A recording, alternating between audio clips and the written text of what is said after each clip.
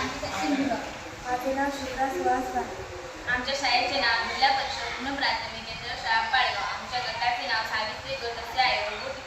Robotics लॅबचे नाव रामानुजन्स lab असे आहे. आज आम्ही आविष्कार ध्वजवंदन रोबो तयार केला आहे. त्यासाठी आम्ही बॅटरी, युनिटर, मोटार याच्या साहाय्याने आम्ही रोबो तयार केला आहे.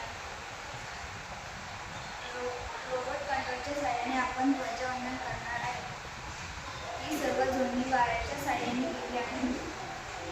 चला तर बघू आपण आपला रोबोट ध्वजवंदन कसा करतो.